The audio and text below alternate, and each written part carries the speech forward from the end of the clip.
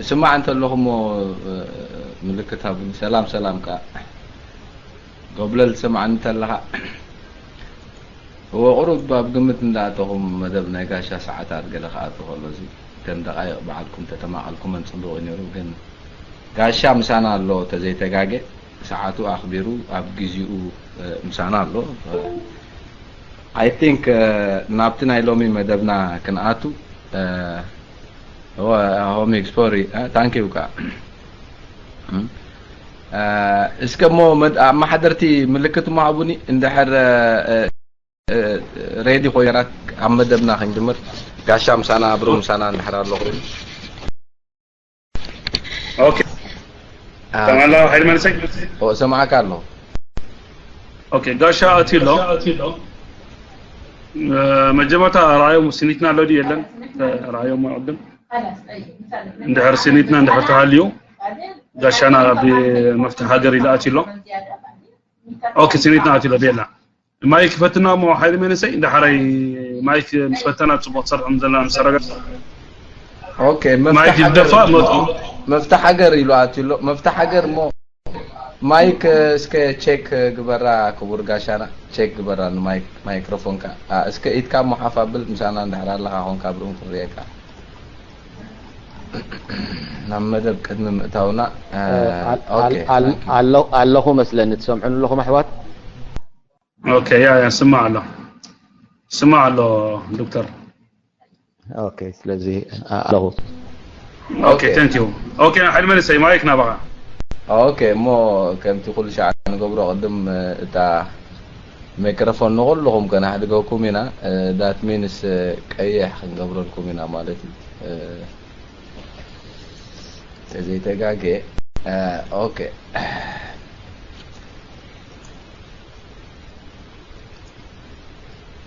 سوري سمع خلو تسفى قبر اسكي ملكت انتيبومنا كبرات احوات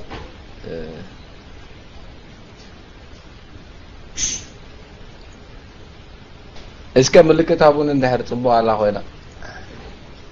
اسخم كمان كتصحبو تقولوا تخونكم ولا أنا مسحة عويرة يا أخي خون أوكي ثانك يو اللهم كلنا عندنا مو نابتنا يلوم أنت مدبنا قال لي تقرب كاي على كادو قبل بروزمامنت كتبنا مدب تاوي قال سنة طباب قال لي على كا كان جمرنا خلينا أنا مدب لو قاشانا مو قاشانا نايلوم أنتي قاشانا كم تحجي دمتو سمعنا لنا بزيادة آخرنا لالينا دكتور نور الدين سراجي نايلوم حزوه مسيدو له نو دكتور إبراهيم سراج سوري دكتور إبراهيم سراج كسداخ على جزء أي تحزلي قاشانا إتكال الكاد اللي خبا مسكبرت كا إتكال تورد كا تعيشنا بمدبنا قاشانا نعطينا يا سوري حجو ندقي من أي لما أنت مدبنا عدمنا دكتور إبراهيم سراج حزوه مسجد الله نتي لولاوي فتحت ولا اتزخيد دولون نايزة سلام انتاي زمسل بزياداون أمونغو هزبتات ثاني حديو غريكت ولا أبتي بوليتيكا وحيلتاتي نزي كله بحفشو دكتور إبراهيم سراج إيدو يريا لهون اسك إيدو يريا لهون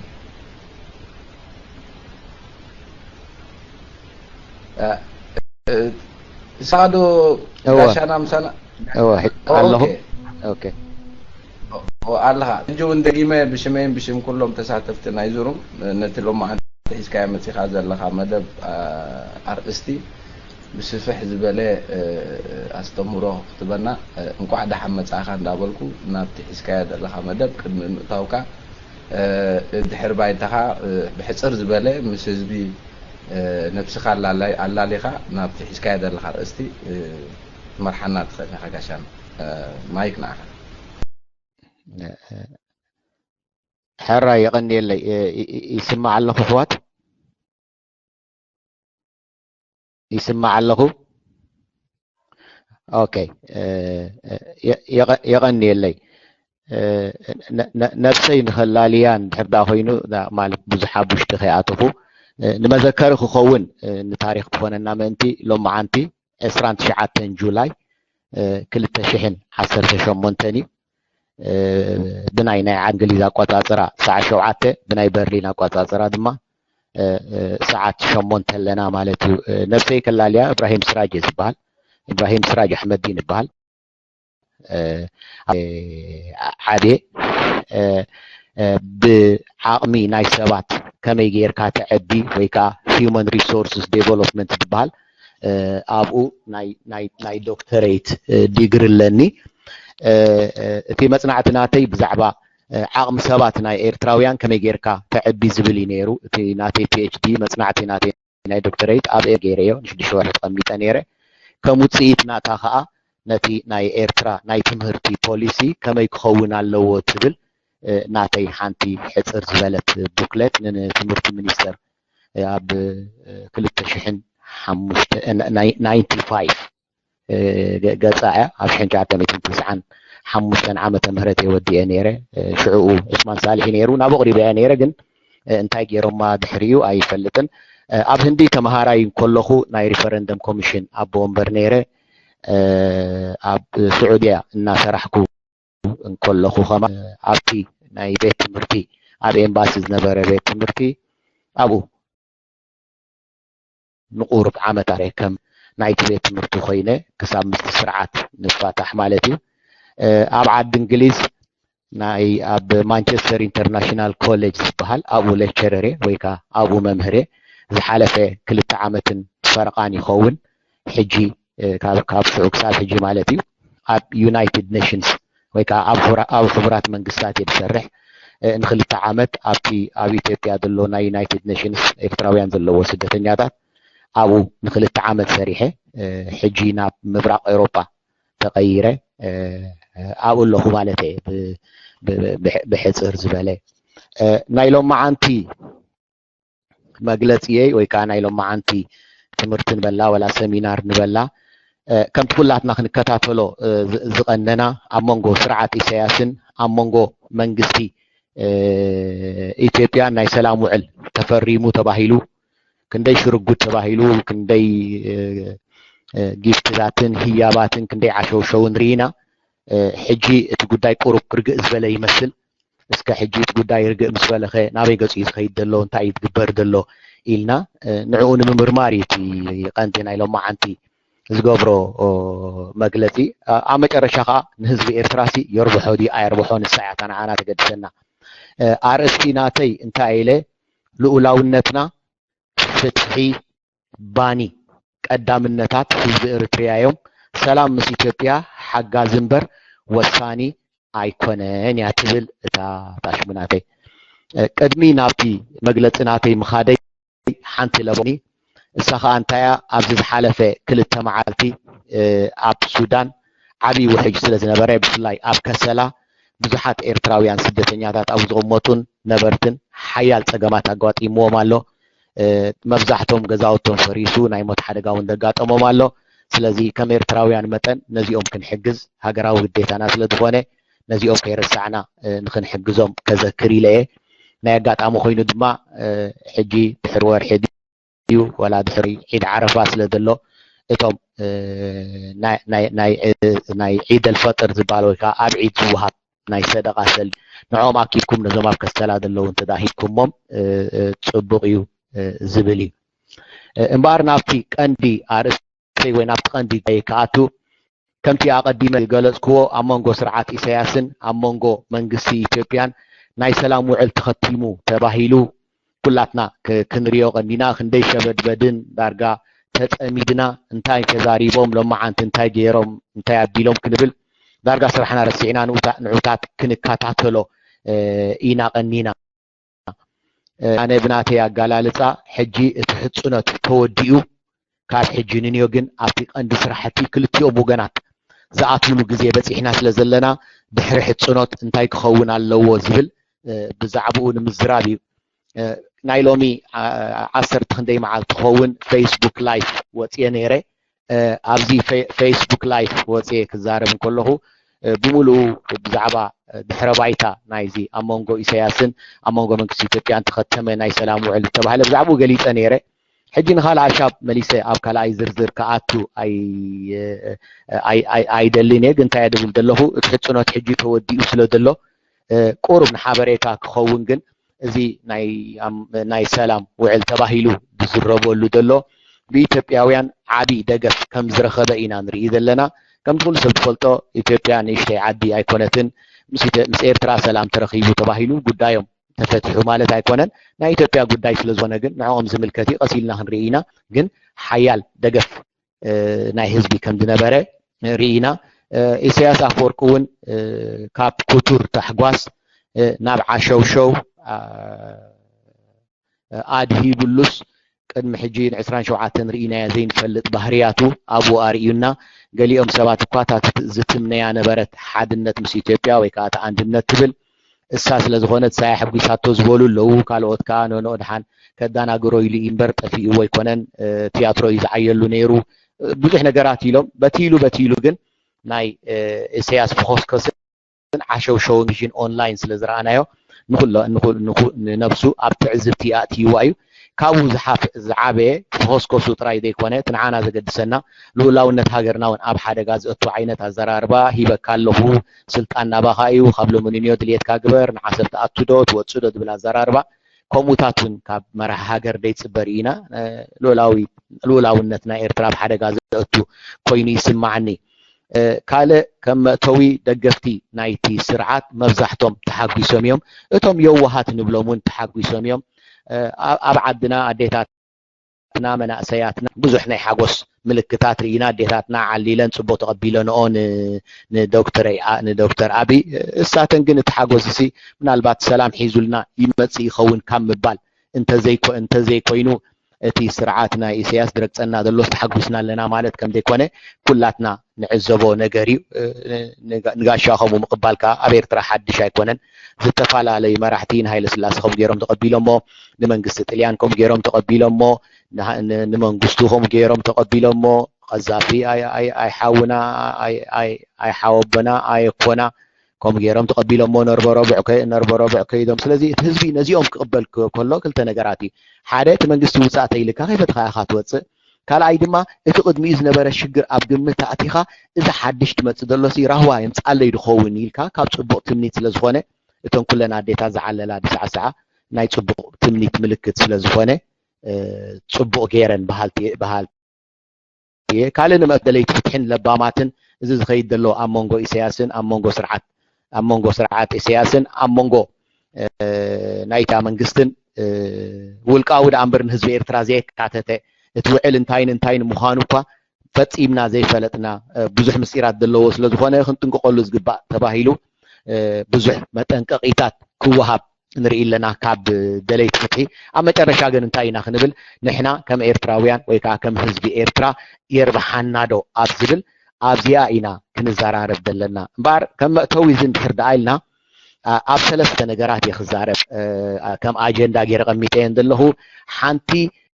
ድሕሪ ሕፁነት ትብል እያ ሕጂ ሕፁነት ተወዲኡ እንድዩ ኣብ መንጎ ኢሳያስን ኣብ መንጎ ኣብይን ዝነበረ ሕጂ ሕፁነት ስለተወደአ ኣብ ባይታ ናይ ምስራሕ ስራሕ ስለ ዝኾነ ክጅመር ስለዚ ድሕሪ ሕፁነት ኣብ መንጎ ኤርትራን ኢትዮጵያን እንታይ ክኸውን እዩ ትብል እያ እታ ካልአይቲ ኣብዚ ሰዓት እዚ ንሕና ነዚ ተገይሩ ዝበሃል ዘሎ ናይ ሰላም ውዕል ድዩ ካልእ ነገራት ድዩ ብመንፅር ቀዳምነታትና ከመይ ጌርና ኢና ንሪኦ ብካልእ ኣዘራርባ ረብሓታትናን ስግኣታትናን ወይ ከዓ ብድሆታትናን ካብዚ ናይ ሰላም ዝብልዎ ዘለዉ እንታይ እዩ ትብል እያ እታ ሳልሰይቲ ምናልባት እንታይ ክንፅበ ንኽእል ብወገን መንግስቲ ኢሳያስ ኣብ ውሽጢ ኤርትራ ምስኣ ኣተሓሒዛ ኣቢለ ከዓ ንሕና ኤርትራውያን ደለይቲ ፍትሒ ንኹን ካልኦት ክንገብሮ ዝግባኣና ነገር እንታይ እዩ ነይሩ ዝብል እዩ እምበር ሕጂ እውን ንኻልኣይ ግዜ ከም መእተዊ ክትኮነና ስርዓት ኢሳያስ ንምንታይ ተቐቢልዎ እዚ ጉዳይ እዚ መንግስቲ ኢትዮጵያ ኸ ንምንታይ ተቐቢልዎ ዝብል ኩሉ ሻማ ዘረባ ኣነ እንታይ ናይ ኢትዮጵያ ንኢትዮጵያውያን ይምልከት ብዙሓት ዝርዝር ከኣቱ ኣይደሊነ ንዓና ዝምልከተና ናይ ዓድና እዩ ኢሳያስ ንኤርትራውያን ክርህቦም ኤርትራውያን ኣዴታት ፅቡቅ ክሪኣ ህዝቢ ኤርትራ ክርህቦ ተባሂሉ ዝገብሮ ናይ ሰላም ውዕል ከም ዘየለ ኩላትና ንዓመታት ስለ ድረኣናዮ ን27 ዓመትካ ኣዳቂቕና ንፈልጦ ሰብኣይ ስለ ዝኾነ ብዛዕባ እዚ ክንደናገር ኣይንኽእልን ኢና እንተደኣ ዝኾነ ነገር ኢሳያስ ናይ ሰላም ውዕል ክፍርም እንድሕር ተኣሪኹሞ እታ መሸንቆqa ኣብ ክሳድ ቀጥ ስለ ትብል ደላ ካብ ሞት ንምምላጥ ወይ ከዓ ነታ ሸሞ መሸንቆqa ንምዝላቕ ተባሂሉ ስለዚ እሱ ከዓ ምስ ሱዳን ባእሲ ነይርዎ ምስ ጅቡቲ ባእሲ ነይርዎ ምስ ኢትዮጵያውያን ባእሲ ነይርዎ ምሳና ምስ ደለይት ፍትሒ ምስ ህዝቢ ኤርትራ ከዓ ብጠቕላላ ባእሲ ስለ ዝነበሮ ዝኾነ ዓይነት ውዕል ክቕበል ናይ ግድን እዩ ነይሩ ኢትዮጵያውያን እውን በቲ ዝነበረ ኣብ ዓዶም ዝነበረ ሰላማዊ ሰልፍታት ዳርካ ኣብ ቅርቅርቶም በፂሓቶም ናይ ዝለውጥ እዚ ወይ ምቕባልያ ወይ ከዓ ትብል መፈራርሕያ መፅያቶም ነይራ ስለዚ ኣማራፂ ኣይነበሮምን ክቕበልዋ ናይ ግድን ነይሩ እቲ ዝዓበየ ጉዳይ ግን ነዚ ናይ ሰላም ውዕል ዝብልዎ ዘለዉ ንምንታይ ተቃላጢፉ ንምንታይ ሰሊጡ ከመይ እዩ ዝብል ኣብ 2 ሰሙን ኣብ 3 ሰሙን ዝኩሉ ላዕልን ታሕትን ዳ ንዑ ኣውፈርቲ ኢትዮጵያውያን ምፁዶ ዓሰብ ሰድዋዶስ ንምንታይ ጉያ ዘሎ እንተዳኢልካ ዝተፈላለየ ምክንያታት ክውሃቦ ይኽእል እዩ ኣብ ከምኡ ዝርዝር ክኣትው ኣይክእልን እየ እቲ ቀንዲ ግን ኣብዚ ከባቢና ናይ ከባቢና ጂኦፖለቲክስ ዝበሃል ወይ ከዓ ናይ ከባቢና ፖለቲካ ዝበሃል ብፍላይ ሕጂ መንግስቲ ስዑድያን መንግስቲ ኢማራትን ድዝውርኦ ዘለዋ ናይ ምስሪ ሓገዝ ናይ እስራኤል ሓገዝ ናይ ኣሜሪካ ሓገዝ ዘለዎ እዚ ኣብ መንጎ ዘና ዓራብን ኣብ መንጎ ኢራንን ተኸፊቱ ዘሎ ውግእ ሓደኻ ኣብ የመን ስለ ዝኾነ የመን ከዓ ጎረቤትና ስለ ዝኾነት ነዚ ጉዳይ እዚ ናይ የመን ጉዳይን ኣብ ምስ ኢራን ዘለዎም ኩነታትን ንዕኡ ኣብ ዝሓፀረ ህድእዎ ስለ ዝደለዩ እሱ ክኸውን ይኽእል እዩ እቲ ንምንታይ እዩ ቀልጢፉ ኩሉ ነገር ዝግበር ዘሎ ዝበሃል ነገር ስለዚ ኩሎም ኤርትራውን ኢትዮጵያውያን ተዋሂቦም ስራሕ እንታይን ክገብሩ ከም ዘለዎም ስለዚ ንዕኡ ዝጓዩ ዘለዉ ይድመስል ምናልባት ከዓ ኣይዶኖ ኣይፈልጥን ብቀዳማይ ኢለ ነይረ ግምት እየ ዝህብ ዘለኹ ምናልባት ኢሳያስ እውን ኣኪሉ ጥቃሞት ቀሪቡ ይኸውን ኣይዶኖ ግምት እየ ዝዛረብ ዘለኹ ምናልባት ንዕኡ ንኸውን ቅድሚ ሙማት ዶ ቅድሚ ካልእ ዶ ወይ ከዓ ካልእ ከዓ ንዕኡ ዝምልከቶ ክሳለጥ ዘለዎ ነገራት ክህሉ ይኽእል ብዘይገድስ ግምት ኢና ዘለና እቲ ናይ ደገ ፀቕጢ ግን ርጉፅ ምዃኑ ዘጠራጥር ነገር የብሉን ብዙሓት ሰባት ይብሉ እዚ ናይ ኣካዳሚ ዘረባ ግደፍ እብራሂም መዓልቱ ኣኺሉ እዩ ዝብሉ ሰባት ኣለዉ ሓቂ እዩ መዓልቱ እውን ኣኺሉ እዩ ተዳሃኽናዮ ኣይወሓደን ተፀገምናዮ ኣይወሓደን ኩሎም ተዳኺሞም እዮም መንግስቲ ኢትዮጵያ ተዳኺሙ እዩ መንግስቲ ኤርትራ ተዳኺሙ እዩ ስለዚ ነዚ ጉዳይ ዝክቕበልዎ ናይ ግድን ነይሩ ድብል እዩ ኣብ መጨረሻ ዝተፈላለዩ ሕቶታት ክንሓትት ንኽእል ኢና ካብ ጉዳይ ዝጥቀም ኢሳያስ ድዩ ኣብይ ድዩ ኢትዮጵያ ድያ ናይ ኢትዮጵያ መንግስቲ ድያ ኦሮሞ ድዩ ወያኔ ድዩ ኤርትራውያን መን እዮም ዝጥቀሙ ኢልና ኣብ ዝርዝር ክንኣቱ ንኽእል ኢና ናይ ካልኦት ንዓኣቶም ይምልከት ንሕና ዘድልየና ግን ኣብዚ ሰዓት እዚ ህዝቢ ኤርትራ ክሳብ ክንደይ ይረብሕ ዝብል እያ እምበኣር እዚ ጉዳይ እዚ ንኩሉ ዓመታት ተኣሲሩ ፀኒሑ ሕጂ ንምንታይ ተኸፊቱ እንተዳኢልና ከምቲ ኣብቲ ቀዳማይ ፌስቡክ ላይፍ ምስ ኣተቡ ተዛረብክዎ ሕጂ መዋላይ ተረኺቡ ወይ ከዓ ዋሕስ ተረኺቡ እዚ መዋላይ እዚ ከዓ ኢማራት እዩ 3 ሚልያርን ፈረቓን ገንዘብ ንኢትዮጵያ ከም ዝሃብዎ ተነጊርና ንመንግስቲ ኢሳያስ እውን ክንድኡ ሰልዲ ወላ ሃቡ ይብዛሕ እዩ ሓዲቦ ምኾኑ ስለዘይንገረና ግን ንዓና ኣይተነገረናን ስለዚ ንምንታይ ሕጂ ግበር ኣሎ እንተዳኢልኩም ከም ዝበልኩኹም መዋሊ ተረኺቡ ወይ ከዓ ዋሕስ ተረኺቡ ስለዚ ዋሕስ ከዓ ኢማራት ስለ ዝኾነት እቲ ጉዳይ ከዓ ዝያዳን ኢማራትን ስዑድያን ዘገድስ ስለ ዝኾነ ምስቲ ከባቢና ዘሎ ናይ ቀይሕ ባሕሪ ጉዳይ በዚ ምክንያት እዚ ጉዳይ ተጓይዮም ነዚ ጉዳይ እዚ ከም ዝሰልጥ ይገብሩ ኣለዉ ስለዚ መዋሊ ስለ ዝረኸበ እዩ ሕጂ እምበኣር ከምዚ ኢሉ ዝሰልጥ ዘሎ ኢልና ክንዛረብ ንኽእል እምበኣር ናብተን ቀንዲ ጉዳያቱ እታ ቀዳመይቲ ከልዕላ ደልየ ዘለኹ እንታይ እያ ትብል ድሕሪ ሕፁነት እንታይ እዩ ዘለዎ ትብል እያ ሕጂ ከምቲ ዝበልናዮ ሕፁነት ተወዲ እዩ ሓንቲ ንብዙሓት ኤርትራውያን ዝተሰማዕቶም ብፍላይ ቀዳማይ ሚኒስተር ናይ ኢትዮጵያ ክዛረብ እንከሎ ኣብቲ ዘረባ ንኤርትራ ከምዛ ብሕቲ ንብረት ናይ ኢሳያስ ከምኡ ገይሩ እዩ ዝዛረብ ነይሩ ህዝቢ ኤርትራ ዝበሃል ን30 ዓመት ዝተቃለሰ ህዝቢ ዝተበደለ ህዝቢ ከም ዘሎ ድረስዖ ኮይኑ እዩ ዝስማዓካ ሓንሳብ ኣነን ኢሱን ንታሽሙ ክንማቐላ ኢና ንዓሰብ ክንማቐላ ኢና ኣነ ብዘይና ኢሱ ፍቓድ ነስመራ ክፅኤ ኢሳያስ ከዓ ሸውሸውናቱ ወሲኹ ኣብንዮ ሂበካ እየ ስልጣን ክትመፅእ ስለዚ እዚ ከምዚታት ክንርኢ ከለና እቲ ጉዳይ ሲ ከምዚ ናይ ብሕቲ ንብረት ናይ ኢሳያስ ከምኡ ገይሩ እዩ ወሲድዋ ዶክተር ኣብይ እዚያ ጌጋ ኮይና ትስምዓና ኣነ ብዙሕ ህዝቢ ኤርትራውን ኣይሐጎሰቶን ኤርትራ ናይ ኢሳያስ ኣይኮነትን ካልእ ብዙሓት ኢትዮጵያውያን እቲ ሓጎስ ናቶም ዝገልጹ ዝነበሩ ንኤርትራ ከም ዓሰብ ገይሮም እዮም ዝርእይዋ ዘለዉ ስለዚ ዓሰብ ተረኺብና ፀገም የለን ስለዚ ኤርትራ ዓሰብ ኣይኮነትን ኤርትራ ህዝቢ ኤርትራ እዩ ህዝቢ ኤርትራ ን30 ዓመት መስዋዕቲ ቀያሕትን ጸለምትን ከፊሉ ደምፃ ንዓሰብ ኢሉ ይኮነን ወይ ንባፅዕ ኢሉ ይኮነን ኩላ ኤርትራ እያ ስለዚ ብዙሓት ኢትዮጵያውያን ነዚ ውዕል እዚ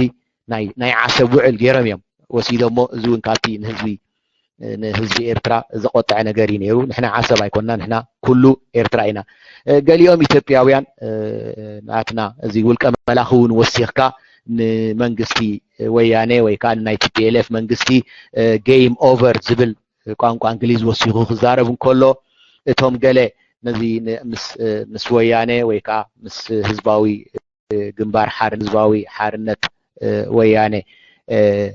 ጽልኢ ወይ ታሽሙ ዘለዎም ሰባት በዚ ናይ ኢሳያስ ጉዳይ ተሓጊሶም ጌም ኦቨር ተባሂሉ ስለዚ ዛ መንጎ ኢሳያስን ኣብ መንጎ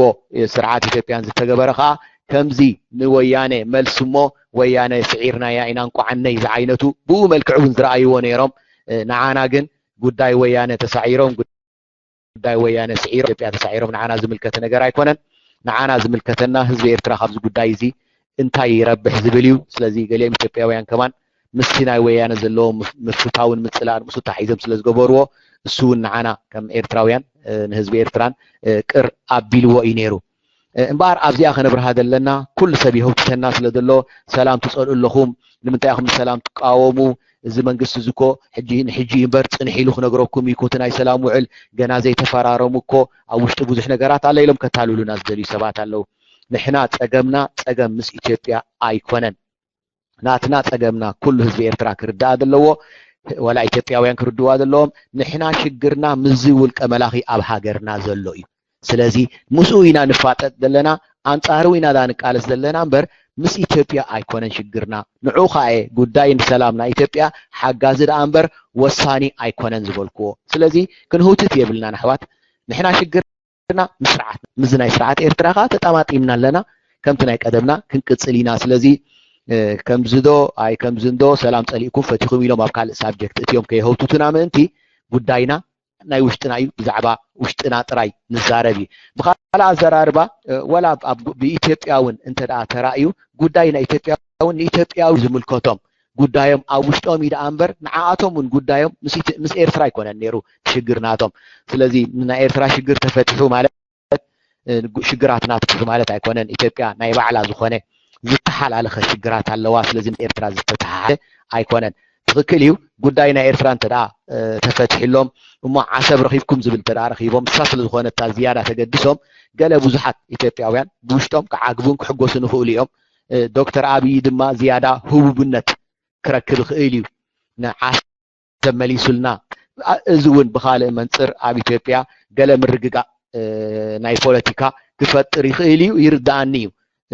ጉዳይ ዓሰብ ግን ብጠቕላላ ክትሪኦ ከለካ ግን ሽግር ናይ ኢትዮጵያ እውን ንዕኦም ዝምልከት ናቶም ናይ ባዕሎም ሽግር ስለ ዘለዎም ምሳና ደተሓሒዙን የብሉን ስለዚ ብዙሕ ብዛዕባ ናሳቶም እውን እንተዘይተዛረቡ እዩ ካልእ ሕጂ እቲ ሕፁነት ስለ ዝተወድአ ብዙሓት ኢትዮጵያውያን ከዓ ንኤርትራ መፂኦም ኢንቨስት ክንገብር ኢና ዶ ማል ከነዋፍር ኢና ዶ ከምዚ ኢሎም ንኤርትራ ክበፅሑ መፂኦም ንዓሰብ ከይዶም ዶ ንባፅዕ ከይዶም ዶ ተባሂሉ ኣብ ቴሌቪዥን ተኸታቲልናዮም ነርና ናይ ብሓቂ እታ ኤርትራ ብዓይኖም ምስ ረኣይዋ ግን ከምታ ዝፅበይዋ ነበሩ ኤርትራ ስለ ዘይኮነት ሕጊ የብላ ናይ ኢንቨስትመንት ሕጊ የብላ ድስቱር የብላ ገለ የብላ ስለ ዝኾነት ድሕሪ ቁሩብ እዚ ኣብኡ ቢዝነስ ክትገብር ትኽእል ኢኻ ድብልዎ ቀሊል ከም ዘይኮነ ከስተባህልሉ ክጅምሩ እዮም እዚ እውን ድሕሪ ሕፅኖት እዩ ካልእ ከዓ ምናልባት እቲ ስርዓት ኩሉ ሻብ ብሽጣራ ስለ ዝነብር ነዞም ኢትዮጵያውያን እንታይ ኢሉ ከዘናግዖም ይኽእል እዩ ፀገም የለን ንግዚኡ ምስተን ትካላት ናይ ህዝባዊ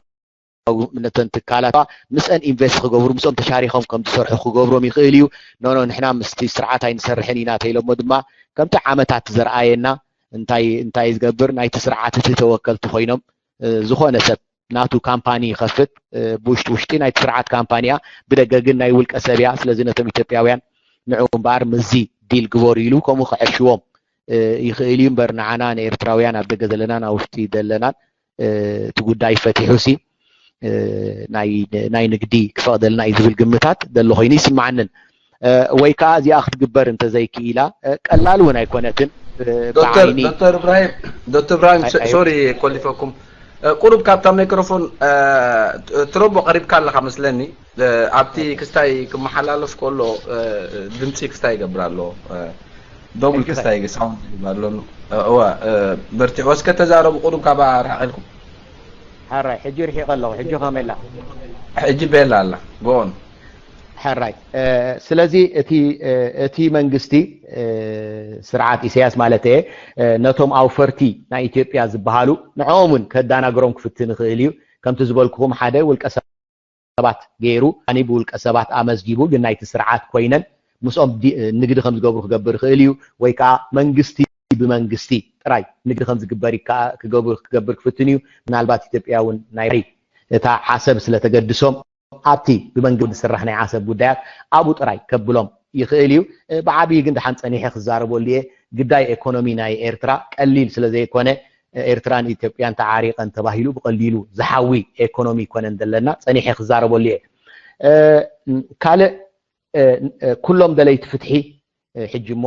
ተደናገፅቲ ናይቶም ስርዓት ናይቲ ስርዓት ዝነበሩ ኸማን ብዙሕ ይቃወሙ ስለዘለዉ እዚ ኣብ መንጎ ኢሳያስ ዳምበር ኣብ መንጎ ህዝቢ ኤርትራ ዝተገበረ ነገር ኣይኮነን ንሕና ይንፈልጦ ኢና ዝብል ተቃውሞታት ፍቆድኡ ይስማዕ ስለዘሎ እዚ እውን ነዚ ድሕሪ ሕፁነት ዘሎ ጉዳያት ክትንክፎ እዩ ኢትዮጵያውያንን ሸኸኽ ክብሉ ክጅምሩ እዮም ክፈርሑ ክጅምሩ እዮም ክስከፉ ክጅምሩ እዮም ብዓብዩ ግን እየ ዝብል ኣነ መንግስቲ ኢትዮጵያ ምስ ሓደ ውልቀ ሰብ ብዘይገድስ ክሳብ ክንደይ ሓያል እዩ ብዘይገድስ ክሳብ ክንደይ ነቲ ሙሉእ ኤርትራ ኣብ ትሕቲ ቁፅፅር ኣእቲዋ ኣሎ ብዘይገድስ ምስ ሓደ ውልቀ ሰብ ዝግበር ውዕል ግን ንኢትዮጵያ ኣይጠቕሞምን እዩ ዝብል ግምት ይደኒ ምክንያቱ ቅድሚ ሕጂ ኣብታ ብቀዳማይ ዝተዛረብ ኩላ ናይ ፌስቡክ ላይፍ ኣብኣ ገሊፀ ነይረ ሰለስተ ምክንያታት ወይ ከዓ ምሳሌታት ከዘክሮም ክእል ንኢትዮጵያውያን ወይ ከዓ ንኣብይ ኣሕመድ ሓደ ምስ ውልቀ ሰብ ዝተሰርሐ ስራሕ ህዝቢ ዘይተሓወሶ ዋጋ የብሉን ትብል እያ ምሳሌ ሓንቲ ምሳሌ ኣብ ግዜ ሃይለ ስላሴ አንድነት ዝብሉ ዝነበሩ ሰባት ነይሮም ቁፅሮም ካብዚ ሕጂ ህግደፍ ካብኡ ይበዝሑ ነይሮም ይኾኑ ከም ቁፅሪ ኣብቲ ሰዓት እቲ ሃይለ ስላሴ ፀገም የለን ኢትዮጵያ ቁርብ ህዝቢ ናይ ኤርትራ ስለ ዘለዉ አንድነት ክትቅፅል ትኽእል እያ ተባሂሉ ናይ አንድነት ውዕል ተገይሩ ድሕሪኡ ግን ርኢኹሞ አንድነት ከመይ ገይሩ ፈሪሱ ድሕሪኡ ሰውራ ከመይ ተጀሚራ እቲ ኩሉ ሕና ንፈልጦ ዛንታ ናብኡ ተመሊስና ማለት እዩ ስለዚ ይትረፍ ምስ ሓደ ሰብ ምስ ሓደ ክፋል ናይ ሓደ ዓዲ ውዕል ጌርካ እውን ብሰኽየድ ከምዚ ቃል ሓንቲ መዘከርታ ንዑ ካልአይቲ መዘከርታ ኣብቲ ብቀዳማይ ገሊፅያ ነበርኩ ቺንኮበርኔንተ ዝበሃሉ ነይሮም ቺንኮበርኔንተ ማለት ብጥልያን ክልተ ዘይጠቕሙ ሓሙሽተ ዘይጠቕሙ ማለት እዩ ሓሙሽተ ሰባት በፃብዕቱ ዝቁፀሩ ኣብ ግዜ ደርጊ ባፅዕ ምስ ተታሕዘት ይመስለኒ ወይ ቅድሚ ባፅዕ ሓንቲ ዓመት ተሪፍዎ ነይሩ ናፅነት ስለዚ መንግስቱ ሃይለ ማርያም ናይ ኢትዮጵያ መራሒ ቅድሚ እቲ ምውዳቑ ንሕና መታሕታውያን ኢና ነስላም ናይ ኤርትራ ነቶም መታሕቲ ንውክል ኢና ተባሂሉ ሓሙሽተ ሰባት ብፃብዕቱ ዝቁፀሩ ሰባት ምስኦም ውዕል ፈሪሙ ኢሳያስ እንታያት ባይቅሬታ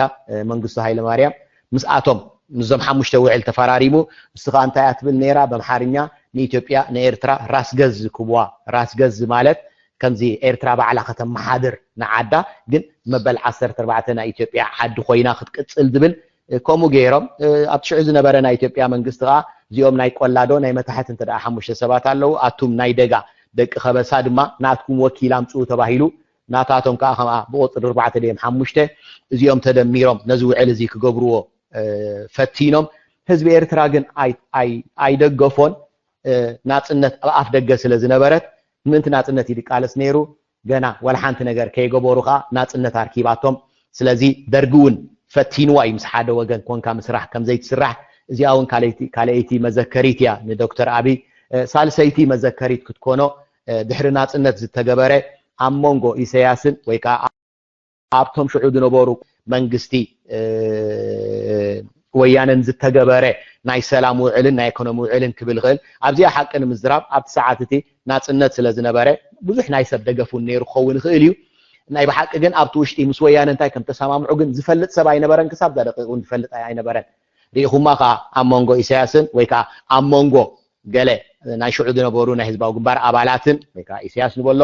مستم سرعات ويانن كلتيوم تسامعهم ناي سلام دون ايكونومي وعل جيرنالكم تباهيلو ريخم ما زياد ما بمولو حزبي ايرتران بمولو حزبي ኢትዮጵያ እንደ ተሐወሳ ስለዚህ ነበረት ከአ ኢትዮጵያውያን በከመይ ይሪዋን ዖም ይምልከቶም አባና ግን ሪኢኹማ ከይጸነሐት ወልሓንት ከገበረት ናብ ውግእን ናብ ከለኖትና ታውዕል አይኮነትን ኮሞ ሲዳትና ግን ምሳሌ ንኽህብ ኢለ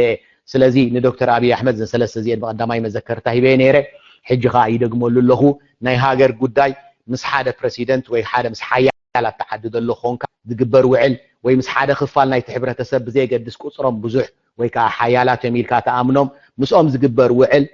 ከምዘ የርብሕ ታሪክ ምሂሩና እሞ ስኻኻ ኩሉ ግዜ ዝተግማ ዘረባላ ንህዝቢ ኤርትራ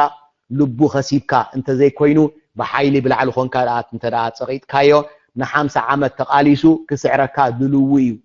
ኢሉ ኣብ ኣስመራ መጽኢ ተዛሪቡ ነይሩ እዚኣ ከዘክሮ ዘሊ በዓር ሕጂውን ህዝቢ ኤርትራ ልቡ ወሲድካ ደይኮነ ምስ ኢሳያስ ተሰማሚዕካ ኢኻ እዚ ኩሉ ንሕና ሽግር ከሎ ህዝቢ ኤርትራ እዚ ጉዳይ እዚ ውዒልካዮ ትብል ዘለኻ ባር ህዝቢ ኤርትራ 50 ዓመት ተዋጊኡ ካልዓሻ ብስዕር ህዝቢ እንተዳ ኮይኑ ባር እሱይ ዝሕጂ ዘሎ ህዝቢ ኤርትራውን ደሰይም ህዝቢ ኤርትራ እዩ ስለዚ እንተዳ ዓሚጽካ ክትወስደሉ ደሊኻ ንመሰሉ ክቃለስ ምዃኑ እዚን ሰለስተ ከዘክሮ ኢለ ስለዚ ድሕሪ ሕጽኖት ምስ ኢትዮጵያ ትብል እዚኣ ሓንቲያ ኦኬ ድሕሪ ሕጽኖት ኣብ ኤርትራ ኸ እንታይ ዝግበር ዘሎ እንተዳይልካ ድሕሪ ዝሕጽኖት እዚ እቲ ዓባይ ነገር ዝተማሃርናያ ነገር ደላ እንታይ እዚ ኩሉ ሰብ ንኢሳያስ ከም ሓደ ዓበ ተቃላሳይ ንኤርትራ ዝቃለስ ሰብ ኮይኑ ድስምዖ ነበረ ሕጂ መንነት ናይ ኢሳያስ ተገሊጹ ልኡላውነት ሃገር እኳ ኣብ ሕቶ መልክዕ ዘእቱ ሰብ ምዃኑ በሪሁ ስለዚ ድሕሪ ዝሕጽኖት እዚ ሓንቲ ህዝቢ ኤርትራ ዝተማሃራ ነገር ከዓ ሰዕ ካለ ድሕሪ ዝሕጽኖት እዚ ክኸውን ድኽእል ብዙሓት ኢትዮጵያውያን ኤርትራ መጽኦም ይመላለሱ ስለዘለው ብኡ መልክዕ ከዓ እቲ ኮሚኒኬሽን ርክባት ክበዝሕ ስለዝኾነ እቲ ህዝቢ ኤርትራ ውሽጢ ዘለኻ እዋ አንቱም ሰባት ኣብ ኢትዮጵያ ክንድዚ እንተዳ ማለት ናጽነት ኣለዎ ኣብዚ ንምንታይ ደየለ ኢሉ ሓደ ሕቶታት ከቕርብ ክጅምር እዩ ድሕሪ እዚ ሕጽኖት ህዝቢ ኤርትራ ሓደ ሕቶታት ክሓትት ትኽእል እዩ እወ ትኽክል እዩ ብዙሓት ሰባት ካብ ኢትዮጵያ መጽኦም ንኤርትራ መጽኦም ኣብ ኤርትራ ገሊኦም ምስ ቤተሰቦም ዝተረኸቡ ሰባት ነይሮም ሕጂ ንምሳሌ እሳቶም ምስ ቤተሰቦም ብረኻቦም ኣነ ብጣዕሚ ደስ ብለኒ ካብተን ብገፊሕ ዝተዘረበለን ግን ክልተ ምሳሌ ክህብ ሓደ ንምሳሌ ሰራሕተኛ ናይ ኢትዮጵያን ኤርላይን ዝነበረ ቴክኒሽያን ምስ ድርኡ 10 ዓመት ድዩ 18 ዓመት ዘይተረኸቦም ሕጂ ግን ነታ ንአብይ አሕመድ ያ ወላ ነቶም ኢንቨስተርስ ናይ ኢትዮጵያ ሒዛ ዝመጸት እታ ቀዳመይቲ ኣየር ምስኣ ተጻዒኑ መጽኡ ምስ ቤተሰቡ ተራኺቡ ተባሂሉ ስእልታት ርኢና ነቶም ስድራ እንኳ ሓጎሶም ንዕኡን እንኳ ሓጎሰካ ንብሎ ካልኣይውን ሓደ ናይ ቪኦኤ ናይ ትግርኛ ወይ ናይ አምሓርኛ ቪኦኤ ኣመስለኒ ኣይፈልጥን ኣብኣ ጋዜጠኛ እዩ እዚ እውን ንኤርትራ መጽኡ ምስ ቤተሰቡ ተራኺቡ ተባሂሉ ብቪኦኤ ብስእሊ ርኢናዮ ብቪድዮ ርኢናዮ ዝኩሉ ዘርኢና ጽቡቕ ጸገም የለን እንኳ ሓጎሰኩም እንኳ ስድራኹም ረኣኹም እዚኣ ግን ድሕሪ እንታይ ኢልና ክሓትት እቲ ህዝቢ ኤርትራ ከዓ ሕራይ ጽቡቕ እዚኦም ሲ ናይ ቪኦኤ ጋዜጠኛ ስለዝኾነ እዚ ከዓ ናይ ኢትዮጵያን ኤርላይን ታሽሙ ስለዝኾነ ሰራሕተኛ ስለዝኾነ ገንዘብ ስለዘለዎ መጽኡ ነዲኡ ነብሪኡ ዋዕቶም ካልኦት ደቂ ማርያም መሳኪን ኣብ ናይ ስደተኛታት ካምፕ ተሸኩዕና ዘለና ናይ ኣየር ክንከፍል ደይንኽእል እዚኦም ከዳ ከመይ ጌርና ስድራ ክንሪኦም ኢና እዞም ኩሎም ኣብ ስደተኛታት ኢትዮጵያ ማዓስከራት ደለው ሰልዲ ደይብሎም እዚኦም ከዳ ከመይ ጌሮም ንስድሮኦም ክህብዎም እዮም እዚኣቶም ስኳ ዓቕምን ገንዘብን ስለዘለዎም ንዓዶም መጥኦም ደይኮነሲ ኣብ ደገውን ተነጊሩሎም ኣብ ቴሌቪዥንን ኣብ ታሽሙን ርኢናዮም ክንደይ ኤርትራውያን ስደተኛታት ኣብ የመን ተደርብዮም ደለው እዚኦም ከመዓስዮም ክሪእዎን ነዲኦምን ንስድሮኦምን እዞም ኩሎም ንነዊሕ ዓመታት ኣብ ሱዳን ተደርብዮም ደለው ኤርትራውያን እሞዚኦም ከመዓስዮም ንስድሮኦም ክሪእዎም እዚታት ዓይነት ሕቶታት ድሕሪ ዝሕጽኖት እዚ እናመፀ ክኸይድ ስለዝኾነ እዚ ከዓ ነቲ ስርዓት ፀቕጥታ ክፈጥረሉ እዩ ካልእ ኢሳያስ ኩሉ ሻብ ዝገብራ ናብ ሓዳሽ መድረኽ ክሰጋገር እንከሎ እቶም ቅድሚ ሕጂ ዝተጠቕመሎም ሰባት ንዕኦም ናይ ምድር ባይ ባህሪ ኣለዎ ስለዚ ገለገለ ካብዞም ሚሊታር ከዓ ክድርብዮም ስለዝኾነ ገሊኦም ዝተሻቀሉ ምናልባት ገለ ዓይነት ሕቶታት ካብ ውሽጢ ከምፅኡ ይኽእሉ ካልእ ከማን ድሕሪ ዝሕጽኖት ሰባት ኤርትራውያን ክርድኦም ወይ ክረኣዮም ዝተጀመረ ንምሳሌ ወንጌላውያን ብልምዲ ጴንጤ ኢልና ንጽውዖም ወይ ፔንቴኮስታን ንብሎም እቲ ልክዕ ሽሞም ግን ወንጌላውያን ይመስለኒ ወንጌላውያን ምስታ ቀዳመይቲ ኣየር ኢንቨስተርስ ድመጸት ብፍላይ እቲ ናቶም ፓስተር ሱራፊኤል ይብልዎ ነቢሎም እዮም ንጽውዕዎ መስለኒ I don't know ናይ ሰብ ነቢ ኣሎ ዲ የለን ኣይፈልጥን ግን መጸዊዑ ኮይኑ ጸገን የብሉን እሱ ምስታ ናይ መጀመርያ ኣየር ንኤርትራ ኣትዩ ኣብቲ ኣየር ዝሰኣሎ ነበረ ስእልታት ኣብ ውሽጢ ኤርትራ ምስ መጸ ነቶም ኣመንትናቱ ኣኪቡ ንምሳሌ ንኤርትራ ከነን ከብታሽሙ ብቃል ወንጌል ከነና ውጻኢና ኢሉ ብዙሕ ዋዕዋዕ ኢሉ ኣነ ከም ኢብራሂም ሃይማኖታዊ መሰሉ ኣብ ኤርትራ ክሕለወሎም ንጴንጠን ንዘይ ጴንጠን መሰሎም እዩ ግብኦም እዩ ክሰብኩ መሰሎም እዩ ጠጠው ኢሎም ክጭድሩ መሰሎም እዩ ጸገም የብሉን ኣብኡ ግን ምጭዳሮምን ሃይማኖቶም ምንጋርን ምስባኽን ጥራይ ዘይኮነሲ ናይ ኢትዮጵያን ናይ ኤርትራን አንድነት ንነዊሕ ግዜ ዝጸለናሉ ስለዝኾነ እዚ ኸኣ ይትግበር ብዓይንና ኣርኢና ኢሎም እዚ ኸኣ ልኡላውነት ናይ ኤርትራ ዝትንክለ ዝኾነ ነቶም ዝበዝሑ ክፋል ህዝቢ ኤርትራ ደሐጉሶም ክኸውን ኣይክእልን እዩ ካልእ ናብ ሽሙ ከይጠቀስውን ኣብ ኖርዌይ ውን እዚታት ደገፍ ዝመስል እወ ቀደም ኣቦታትና ውን ከምኡ ደልዩ ነይሮም ምስ ኢትዮጵያ ምሕዋስ ዶድሓን ኣብቲ ዝርዝር ከኣቱ ኣይደሊነ እሱ ውን ከምኡታት ኢሉ እዚታት ልኡላውነት ናይቲ መሬት ዝትንክፍ ጥራይ ደይኮነሲ ነቲ ኣብዝሓ ናይ ኤርትራ ህዝቢ ዝትንክፎ ስለዝኾነ ንምሳሌ እንተዳ ከምኡ ዕድል ተዋሂብዎም ኦርቶዶክስ ናይ ኤርትራውን ብሚልዮናት ዝቁጸሩ እዮም ኣስላም ናይ ኤርትራውን ብሚልዮናት ዝቁጸሩ እዮም ስለዚ ኣብታ ናይ መጀመርያ ኣየር መጽዮም ኣጋጣሚኦም መጽዮም እሞ ኩነታት ተሳኺዒሎም ከይንብል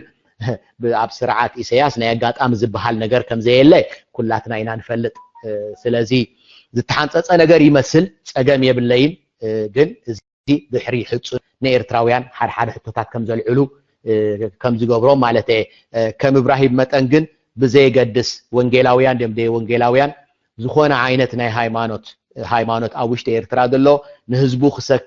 ክሰብኽ ብሰላማዊ መንገዲ ገይሩ ኣብ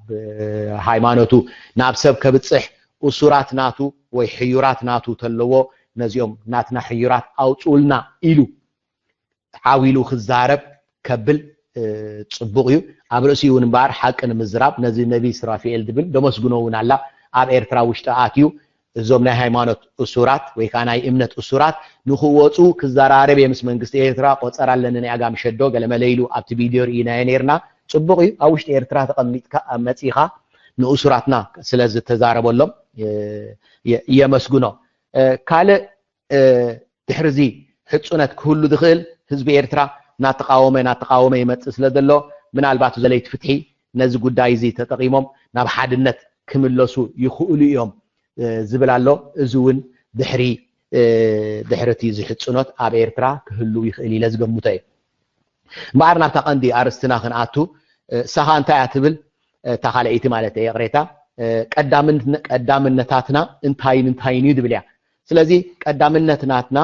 ኩላትና ክንርዳኣ ረብሓታት ናይ ሓንቲ ሃገር ካብ ግዜ ናብ ግዜ እናተቀያየረ እዩ ዝኸይድ ኣብዛ ሰዓት እዚኣ እንተዛርኢናያ ረብሓታት ወይ ከዓ ቀዳምነታት ናይ ህዝቢ ኤርትራ ኣብ ሰለስተ ቦታ ቀሚጠየን ኣለኹ ሓንቲ ልኡላውነት ናይቲ ሃገር እያ ትብል ካልአይቲ ፍትሒ እያ ሳልሰይቲ ባኒ እያ ትብል ወይ ከዓ እንጀራ እያ ትብል በብሓንቲ ክገልጸን እየ ልኡላውነት ክብል እንከለኹ እንታይ ማለት እየ ብሕፅር ዝበለ ዘራርባ እዛ ኤርትራ ድሕሪ ናጽነት ዝተረከብናያ ኤርትራ ኣይትቁርመም ኣይትሽርሞም ዝብል ስለዚ ገለ ሰባት እንተዳ ደሲልዎም ከም በዓል ኢሳያስ ንኢትዮጵያ ሂብና ካኢና ኢሎም አንድነት ዘስምዕ ዘረባ ክዛረቡ ወይ ከዓ ከም ዶክተር አብይ ኢትዮጵያዊ ክነሱ ኣብ ኤርትራ ከም ድሌተይ ከኣትየ ከም ድሌተይ ክወጽእ ዝብል ዓይነት ኣዘራርባ ሕጊ ከም ዘይብሉ ከምኡታት ክኸውን ኣይግባእን ስለዚ ልኡላውነት ክበሃል እንከሎ እዛ ተቐቢልናያ ዘለና ኤርትራ ከም ዘላካ ማለትና እዩ ስለዚ እንተዳ ሓድነት ናይ ኢትዮጵያ ናይ ኤርትራ ከም ዘላካ ንቕበላ እንተዳ ኢልና እዞም ሕጂ ንምሳሌ ብፍላይ ሕጂ ብግልጽ ዝረኣናዮም ማለት እየ እዞም ወንጌላውያን ንኽን ብዙ ዓመታት ዝጸለናሉ ናይ ኤርትራና ኢትዮጵያን ሓድነት ዶ አንድነት ዶ ድብል ደምዕ ዘረባታት ምስ ንኡለናውነት ናይ ኤርትራ ስለ ዝጋጮ ክግበሃል የብሉን ማለትና እዩ ኢሳያስ ክብሎ ዝቐነየ ሂበካኤ ስኻኻ ወኪልና ስኻኻ መራሒና ዝበሃል የለን ምክንያቱ ሳልሳይ ከምኡ ክንብል እንከለና ጥራሕ ንዑ ማለት ኣይኮነን ቅድሚ ሕጂ ኢሳያስ እውን ንዓሰብ ናይ ኤርትራ ኢማራት ሂቡ መጋበሪያ ናይ ኢማራትን መጋበሪያ ናይ ስዑዲያን ኮይና ካብ መሬትና ንየመን ኩቁዑ ንየመን ካብኡ ተላዒለን ኩዕለው ስለዚ መጋበሪያ ናይ ጎረባብቲ ወይ ከዓ መጋበሪያ ናይ ካልኦት ዓረብ ኮይና ኣለና ማለት እዩ እዚ ናይ ግባእኒ ካልእ ልኡላውነት ክድብል ከለና ጥራሕ ምስ ኢትዮጵያ አንድነት ኣይኮነን ትግራይ ዓይነት ኣተሓሳስባ እዚ እውን ልኡላውነት ናይ ኤርትራ ዝትንክፍ ስለ ዝኾነ እዚ እውን የብሉን ኢና ንብል ዘለና ስለዚ ብጠቅላላ ዝኾነ ሰብ ሓድነት ምስ ኢትዮጵያ አንድነት ምስ ኢትዮጵያ ትግራይ ትግርኝ ምስ ሱዳን ክንሕወሲና ምስ የመን ክንሕወሲና ዝብል ኣዘራርባ እንተደኣሎ ኮይኑ ልኡላውነት ናይ ኤርትራ ዝትንክፍ ስለ ዝኾነ ብዛዕባ ዛ ልኡላውነት እዚኣ ኩሉ ህዝቢ ኤርትራ ንልኡላውነቱ ቀያሕትን ጸለምትን ከፊሉ ደምፃ ስለ ዝኾነ ኣብዚ ንኾን ማንም ሰብ ዕድል ኣይህብን ዝኾነ ኢኻ ሕጂ መብዛሕትኡ ኤርትራ ዳርጋ ናብ ሓደ ሓሳብ እናተቃረብና ንመጽእ ዘለና ስለዚ ዝኾነ ሰብ ንሓድነት ዝትንክፍ ዘረባ ንሕዳ ዛረባ ኣሎ ኮይኑ ታ መልሲ ታ ሕቶ ቀላል እያ ንሕና ብዛዕባ ኤርትራ ኢና ንዛረብ ዘለና እስኻ ብዛዕባ ካልእ ኤርትራ እንተደኣ ኮንካ ትዛረብ ዘለኻ ንሕና ካልእ ኤርትራ የብልናን ካልእ ኤርትራ ዘላቶም ሰባት እንተደኣ ኣለው ምስኣቶም ኬድካ ተዛረብ ጥራሕ ኢና ክንብሎ ንሕና እዛ ንፈልጣ ኤርትራ ግን እዛ ተቃሊስና ቀያሕትን ጸለምትን ከፊልና ደምፃና እያ ኤርትራ እሳያ ንዓና ኤርትራ ካብዚኣ ወፃኢ ንእሽተይን ኢትዮጵያ ክንባ ኢና ካብ ኢትዮጵያ ምፂና ምስ ኤርትራ ክንሕውስ ኢና ካብ ትግራይ ቁርብ ወሲድና ምሳና ከነብላ ኢና ካብ ኤርትራ ጨሪምና ናብቲ ክንወስዳ ኢና ትግራይ ትግርኝ ዶ አንድነት ኢትዮጵያ ዶ ዝበሃል አንጻር ልኡላውነትና ስለ ዝኾነ ከምዚኣ ክዛረብ ክገብር ዝደልኻ መሰሉ እዩ ክገብር ክሰብኽ ይኽእል ይበትናቱ መንገዲ ዝዛረባ ዘሎ ግን ካልእ ኤርትራ ስለ ዝኾነት ምሳና ክዛረበላ ኣይክእልኒ ታንፈልጣ ኤርትራ ስለ ዘይኮነት ካልአይቲ ቀዳምነታት ናትና እንታይ እዩ ፍትሒ እዩ ዝብል ፍትሒ ክንብል ከለና ሕጂ ኣነ ኣብ ዝርዝር ከኣቲ ደሊኒ ምክንያቱ 27 ዓመት ፈቲና ያ ኢና እሳኻ ብዘይ ሕጊ ንምራሕ ተደልዩ ኢሳያስ ይኣስረና ተደልዩ ኢሳያስ ይውፃና ካብ እስር ቤት ሕጊ ይብልና ድስቱር የብልና ሕገ መንግስቲ የብልና ስለዚ ብኻልእ ኣዘራርባ ብሕጊ ትመሓደር ዓዲ እያ ተድልየና ዘላ ፍትሒ ማለት እሳያ ስለዚ ሎሚ ኢሳያስ ይህ ክልተ ሰባት ኣውፅም ካብ እስር ቤት 4 ሰባት ኣውፅልኩም ኣለኹ ከምኡ ዝበሃል ዘረባ የለን ንሕና ንደሊ ዘለና እዚኦም ተኣሲሮም እዚኦም ወፂኦም ዘይኮነሲ ሰብ ብዘይ ሕጊ ንኸይእሰር ብሕጊ እንተደኣሲሩ ከዓ ብሕጊ ንኽወፅእ ስለዚ ሕጊ ክህልወና ኢና ንደሊ ዘለና ስለዚ እታ ፍትሒ ትብል 27 ዓመት ሰብ ዝተዛረበላ ስለ ዝኾነት ንዓ ክደግማ ይደሊኒ ቀዳምነትናትና ከዓ እሳያ እሞ ዳ ኢሳያስ ዳ እዚኣ ዳ ክገብራ ይኽእል ድዩ እንተደኣ ኢልኩምኒ ኣነ ከም ኢብራሂም ኣይመስለንን እያ ትብል ምክንያቱ ፍትሒ እንተደኣ ኣምፂኡ ኣብ ውሽጢ ኤርትራ ማልታ መሸንቆቃ መሊሳ ናፀበበት ከይድ እያ ስለዚ ትከኣል እያ ኢሳያስ ክገብራ እዩ ዝብል ኣተሓሳስባ የብለይን እታ ሳልሰይቲ ኩላትና ክንዛረበላ ክንሓስበላ ዘለና ቅድሚ ሕጂ ብዙሕ ዘይተዛረብናላ ወላ ደይ ትፍትሕውን ብዙሕ ዘይዛረቡላ ባኒ ዝበልኩ እያ ባኒ ማለት እንጀራ ማለት እየ እንጀራ ማለተይ እንጀራ ስራሕ እቶት ሰሪሕካ ምዕባይ ማለት እየ ብኻልእ ኣዘራርባ ኢኮኖሚ ናይ ኤርትራ ማለት እየ ስለዚ መንግስቲ ኤርትራ ምስ ዝኾነት ጎረቤት ሃገር ዝሰማማዓሉ ውዕል ኢልና ልኡላውነት ዘመስከረ ክኸውን ኣለዎ ፍትሒ ዘምፅእ ክኸውን ኣለዎ ሳልሳይ ካኒ ዘምፅእ ክኸውን ኣለዎ እንጀራ ዘምፅእ ክኸውን ኣለዎ ህዝብና ምሳሕን ድራርን ቁርስን ምብላዕ ዳርጋ ታሽሙ ዝኾነሉ ብግጀሪኦም ዝብሎ ከምዚ ናይ ሕንቃቐ ከይድ ውሰድ 3 ሻብ ምብላዕ ስለዚ ህዝብና ጠሚ ዘሎ ህዝብና ይሪ ዘሎ ስለዚ ዝኾነ ንገብሮ ናይ ሰላም ውዕል ምስ ኢትዮጵያ ድዩ ምስ የመን ድዩ ምስ ሱዳን ድዩ ምስ ኢማራት ድዩ ምስ ስዑድያ ድዩ ብዘይገድስ እንተዳ ንሕና ተሰማሚዕናሉ ውዕል ጌርና ኮይና ውልቃዊ ውዕል ናይ ሓደ ሰብ ዘይኮነ ናይ ብሓቂ ንኤርትራ ዘርብሕ እሞ ባኒ ከምፃልና ክእል ድዩ ባኒ ከምፃልና ማለት ሰልዲ ካብኣቶም ወሲድና ካብ ኢማራት ድዩ ካብ ስዑድያ ሰልዲ ወሲድና እሞ ንህዝብና ባኒ ክንገዛሉ ማለት ኣይኮነን ኖ ናይ ስራሕ ዕድል ከና ህዝብና ባኒ ሃቡን ዝብል ኣይኮነን ንኽሰርሕ ዕድል ክንህቦ እሞ ባኒ ናቱ ባዕሉ ንኽገዝእ ምእንቲ እቲ መንግስቲ ከቕርቦ ዝግብኦ ነቲ ህዝቢ ባኒ ንኽገዝእ ከቕርቦ ዝግብኦ ከዓ ናይ ስራሕ ናይ ካልእ ነገራት ከዓ እቲ መንግስቲ ከቕርበሉ ስለዚ ኣብ ክልተ ክመቕላ ሓንቲ ሰባት ክሰርሑ እሞ ክነብሩ እቶት ከእትዉ ሓደ ንዑ ነዚታት ደየፍቅድ ናይ ሰላም ውዕል ትርጉም የብሉን እታ ካልአይቲ ከዓ ኢኮኖሚ ናይ ኤርትራ ኣብ ሓደጋ እዩ ዘሎ ጽባሕ ዝኾነ ለውጥ እንተዳ መፂ ትዝዓበየ ብድሆ ኣብ ኤርትራ ኢኮኖሚ ናይ ኤርትራ እዩ ብዙሕ ተቃወምቲ ከዓ ወይ ከዓ ደለይቲ ፍትሒ ብዙሕ ኣይንዛረብን ኢና ብዛዕባ እዚ ሳብጀክት እዚ ስለዚ እንታይ ክኸውን ከመይ ጌርካ እዩ ገንዘብ ክምፃእ ከመይ ጌርካ እዩ ስራሕ ድመጽእ ድብል ወላ ኢሳያስ ኣብ ስልጣን ከሎ ካብ ሕጂ ኢና ክንሓስበሉ ዘለና ስርዓት ምስከለ ስለዚ እዘን እዚኣ ሓንቲያ ካልእ ባኒ ክብል እንከለኹ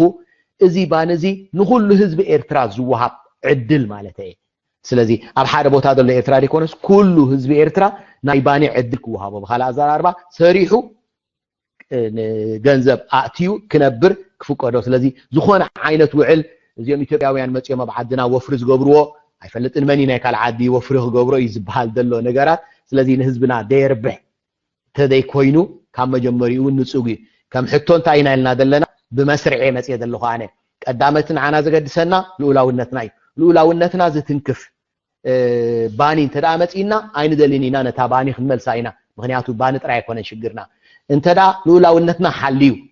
ኣብ ኤርትራ ፍትሒ ዘየምፅእ ባኒ እንተዳ ሂቦሙና ድማ ኖኖ ንሕና እንተሎ ፍትሒ ተምፅእ ባኒ እምበር በይና ባኒ ኣይትመፅን ያልና ክንድርብያ ኢና ስለዚ እቲ ሪጋ እንታይ ማለት እዩ ልኡላውነት ድሕሉ ባኒ ፍትሒ ዘምፅእ ባኒ ብዓብዩ ድማ ሰሪሕካ ተምፅኦ ባኒ ተለቂሕካ ማለት ኣይኮነን እንተዳ ምስ ኢትዮጵያ ረብሓ ኣሎ ምስ ኢትዮጵያ ረብሓ ጌርና ካብ ኢትዮጵያ ዝረኸብናዮ ሰልዲ ድማ ንሕና ባንናን እንጀራናን መግዝኢ ይኾነና ማለት እዩ ስለዚ እዚአን እየን ሰለስተ ቀዳምነታት ናትና በይና ባኒ ግን ወላ ክንበኩም ኢና ተበሉና ፍትሕን ልኡላውነትን ዘይሕሉ ባኒ ኣይንደሊና ከምቲ ኩሉ ህዝቢ ኤርትራ ዝብሎ ግን ህዝቢ ኤርትራ ለሚኑ ክበልዕ ዝደሊ ሰብ ኣይኮነን ሰሪሑ ክበልዕ እዩ ዝደሊ ክሰርሕ ግን ከም ዝድረኣኹሞ ኩሎም ኣውፈርቲ ናይ ኤርትራ ገሊኦም ኣብ ሳውዝ ኣፍሪካ ገሊኦም ኣብ ኡጋንዳ ገሊኦም ኣቐመጡ እንከለዉ ሕጂ ምስ ኢትዮጵያ ሓድሽ ኢንቨስትመንት ከፊቱ እሞ ክስራሕ ኢሉ ተታለለና ኢሳያስ ብዙሕ ብኡ ንዳናገር ኣይኮነን ስለዚ በዚ መስርዕ እዚ እንተረኣናየን ይሓይሽ ይብል እምበኣር ሕጂ ገሊኡ ሰብ እንታይ ይብል ሕጂ ስኻሲ ቀዳማይ ገሊፀያ ነይረ ደግማ እየ ዘለኹ እስኻሲ ሕጂ ኣብ ኤርትራስ ወልሓንቲ ለውጢ ከምዘየለ ትዛረብ ኣለኻ ሕጂሲ እሱራት ካብ ኤርትራስ እንተወፁ ኸ ቆቁሩብ እሱራት ይወፁ ኣለዉ እንዶ ተዳኢልኒ ፅቡቕ ኢሳያስ ንእሱራት ኣውፅዩ ፅቡቕ እንኳ ኣውፅኦም ነዞም ዝወፁ እንኳ ሓጎሶም ብሎም ነቶም ኣዴታቶም ነቶም ኣቦታቶም ነዞም ዝወፁ እንኳ ረቢ ውፃኩም ብሎም ነቦታቶም ነዴታቶም ከዓ እንኳ ሓጎሰክን ይብለን ንምሳሌ እሞ ሕጂ እዚ ስርዓት ዝኮ ነዚ ህዝብስ ንእሽተይ ከምዚኣ መፍትሒ ገይሩሉ እዚ ኩሉ ስኻ ሕጂ ክትዛረብ ቀኒኻሲ ሕጂ እዚ መፍትሒ ተገበረስታይ ክትብል ኢኻ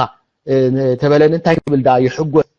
ምክንያቱ ንዓመታት ዝተቃለስናሉ ህዝቢ ኤርትራ ንዓመታት ዝተቃለሰሉ ንዓመታት ዝተዋረደሉ እንድዩ እንድሕር ዳኣ ደቁ ወፅዮም እንኳ ረባሃቦም ኩነታት ኣብ ኤርትራ እንተዳ ተመሓይሹ እዚ ስርዓት እዚ ኣብ መሓይሽዎ ፅቡቕ ንምንታይ ዲና ተቃሊስና ኣብ መጨረሻ ክንርስዖ ዘይብልና እሱራትና እንተወፁ ካብ እስር ቤት ገለገለ ምምሕያሻት ገይረ ስርዓት ንዓና ክሐጉሰና ነዴታትና ክሐጉሰን ኢሉ ዘይኮነሲ ፀቕጢ ስለ ዝበዝሖ እዩ ካብ እስር ቤት ደውፅኦም ዘሎ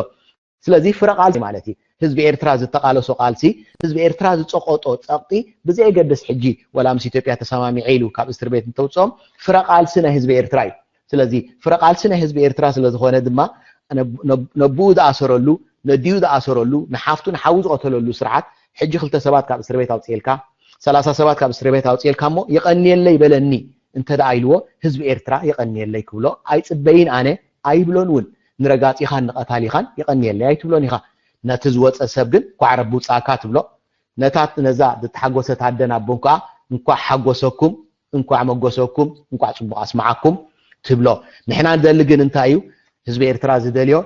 ነዚኦም እሱራት ካብ እስር ቤት ምውፃእ ደይኮነሲ ሎሚ ኣውፂኻ ካልአይቲ መዓልቲ ከምዘይ እሰሩሲ እንታይ ታሽሙሎ እንታይ ውሕስነት ሃሎ እሱ እዩ ዘገድሰና እምበር ብማዕፆ ውፅኢ ብፍኒስትራ ካል ኣሻብ እንትኣሰሮም ውሕስነት የብልናን ስለዚ ውሕስነት ናትናኻ እንታይ እዩ እቲ ሕጊ እቲ ፍትሒ ንብሎ ዘለና እዩ ሕጊ ድማ ኣብ ወረቐት ተፃሒፉ ህዝቢ ኣፅዲቕዎ ብኻልእ ኣዘራርባ እዚ ሕገ መንግስቲ እሱ እዩ ሕገ መንግስትና ይትዋሕስና ስለዚ ከምቲ ዝበልኩኹም ህዝቢ ኤርትራ ክልተ ሰባት እዮም 100 ሰባት ካብ እስር ቤት ወፅኡ ተባሂሉ ህዝቢ ኤርትራ ንመንግስቲ ኢሳያስ የቀኒልና ደቅና ስለ ደውፃ ክብሎም ኣይክእልን እዩ ክሓቶ ዘለዎ ንምንታይ ኢኻ ንደቅና ኣሲርካዮም ነርካ ኢሉ ክሓቶ ዘለዎም ተረፍ ኣለዉ ነዚኦም ከኣውፃዮም ዳ እምበር ህዝቢ ኤርትራ ንኣሳሪዩ ንቀታልዩ ይቀኒየለይ ክብሎ ክንፅበ ኣይግባኣናን እዩ እምበኣር እዚአን እንድሕር ዳኣ ወዲእና ሕጂ ናብታ ካልአይቲ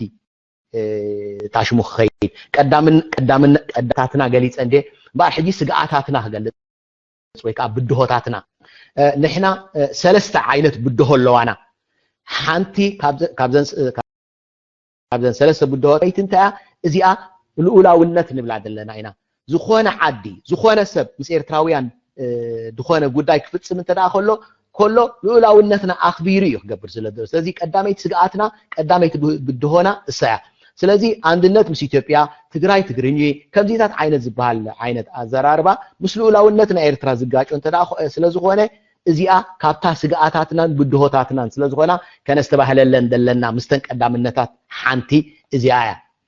ካልአይቲ ብድሆትና ወይ ከዓ ስግኣታትና ወይ ከዓ ከነስተባህለላ ዝግባአና እዛ ጂኦፖለቲክስ ዝበሃል ኣብ ከባቢና ዘሎ ፖለቲክስ እዩ ሓቂ ምዝራብ ሓይሽ ብዙሓት ኤርትራውያን ቀይሕ ባሕሪ ወይ ከዓ ናይ ዓሰብ ወደብ ድዩ ናይ ባፅዕ ወደብ ድዩ ኣብቲ ከባቢ ዘሎ ታሽሙ ድዩ ናይ ኤርትራ እዩ ጥራይ ኢሉ ዝሓስብ እንተደኣ ኮይኑ ኣነ የዋህ ድብሎ ሓቂ ሓይዛ የዋህ ትብል ቃል ብዙሕ ግዜ ስለ ዝደጋግማ ኣነ ኣብ መግለፂታተይ ከይተኣርገን እምበር የዋህ እዩ እንትብል ደልየ እወ ባፅዕ ናይ ህዝቢ ኤርትራ እያ ዓሰብ ናይ ህዝቢ ኤርትራ እዩ ናይ ብሓቂ ቀይሕ ባሕሪ ብዓሰብን ባፅዕን ዘለዎ ግን ብዙሓት ሃገራት ረብሓ ዘለወን ኣብቲ ከባቢ ኣለዋ ስለዚ ዘን ጎረባብትና ዝበሃላ በዓል ስዑድያ በዓል እስራኤል በዓል የመን በዓል ሱዳን በዓል ኢትዮጵያ በዓል ኢማራት በዓል ዘን ኩለን ረብሓታት ኣለወን ሓያላት ሃገራት ረብሓታት ኣለወን ስለዚ ዓሰብን ባፅዕን ወደብን ናትና እዩ ማለት ኣብዚ ከባቢ ዝግበር ዘሎ ጂኦፖለቲክስ ዝበሃል ወይ ከዓ ናይዚ ከባቢና ፖለቲካ ዘይንፈልጥ እንተዳ ኮይና በዓል መን እዮም ረብሓ ዘለዎም ምስ መን ኢና ክንዘራረብ ዘለና ደለይቲ ፍትሒ ምስ መን እዮም ክዘራረቡ ዘለዎም ድብል እዚ ኣብ ግምት እንተሪእቲና ክንትዕብ ኢና ስለዚ ካልአይቲ ስግኣትና ወይ ብድሆና ሰያ ንምሳሌ ኢሳያስ ኣነ ምስ ኢራን ተሰማሚዑ ኣንጻር ኣሜሪካ ምስ ሱዳን ሎሚ ዕራቕ እንፅባሕ ይገድፋ ምስ ቀጠር ሓያል ዕርክነት ነይርዎ ገዲፍዎ ሕጂ ምስ ኢማራት ቅድሚ ሕጂ ምስ ቀዛፊ ሕጂ ምስ ስዑድያ እዚ ኩሉ ክጋላበጥ እንከሎ ነቲ ስልጣናተይ ከናውሓለ ይኽእል ኢሉ ስለ ዝኣመነ እቲ ጂኦፖለቲክስ ናይ ከባቢና ኸ ኣፀቢቑ ስለ ዝዕዘቦን ስለ ዝፈልጦን እዩ ስለዚ እዞም ደለይቲ ፍትሒ ጥራሕ ኢና ስጋብ ሕጂ ደየፅናዕናዮ ዘለና ስለዚ ናይ ከባቢና ፖለቲካ ናይ ግድን ኢና ከነፅንዖ ዘለና ሓንቲ ኩላትና ክንርዳኣ ዘለና ኣሜሪካውያን ወይ ዞም ኣብ ከባቢና ዘለዉ ተረባሕቲ ኩሉ ግዜ ኣብ ዝኾነ ቦታ ናይ ዓለም ወኪል ኣለዎም ንምሳሌ ኣብዚ ናትና ቀይሕ ባሕሪ ወይ ከዓ ቀርና ኣፍሪቃ ዝበሃል ንናይ ነቲ ጥቕምታት ናይ ዓበይቲ ሃገራት ዝሕልዋ ሃገራት ኣለዋ ሓንቲ እዚኣ ኩሉ ሸባብ ግምት ከነእትዋ ዘለና እዩ ካልኣይ ናይ ኤርትራ ስርዓትን ናይ ኢትዮጵያ ስርዓትን ብዘይ ሓገዝ ናይ ኣሜሪካ ብዘይ ሓገዝ ናይተን ረብሓ ዘለወን ናይ ኣብዚ ከባቢና ዘለዎ ሰባት ፈፂሙ ጠጠው ክብል ዝኽእል ኢኮኖምን ፖለቲካን ኣይኮነን እንተዘይ ናይዚኦም ሓገዝ ናይ ግድን እዩ ዘድልዮ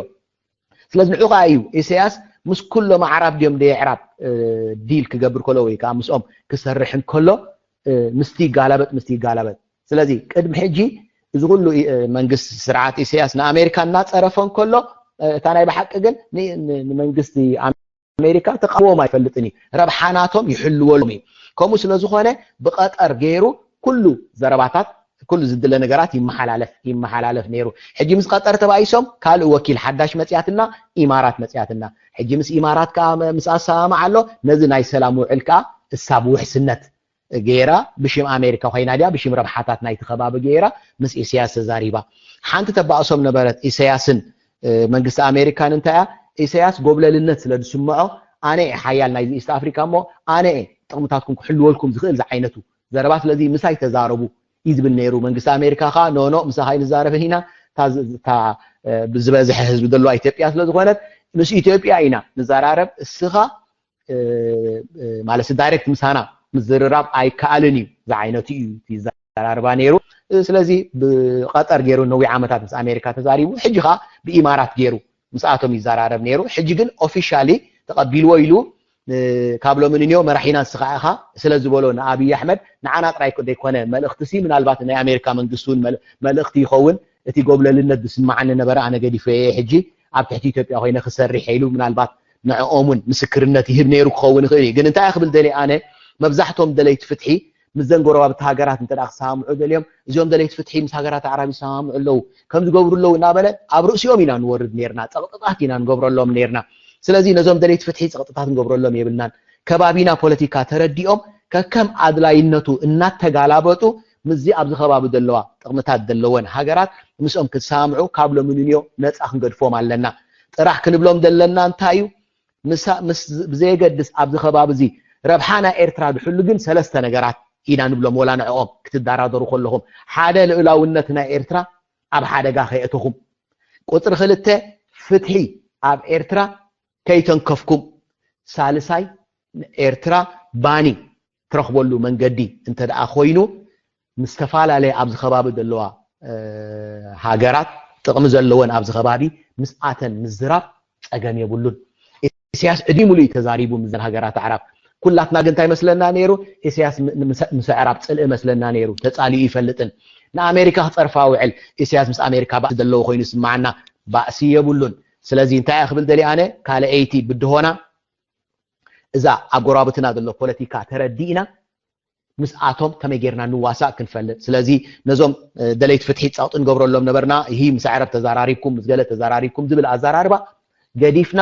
ነፃ ንግደፎም ጥራሕ ልኡላውነትና ከም ዝሕልው ፍትሒና ከም ዝሕልው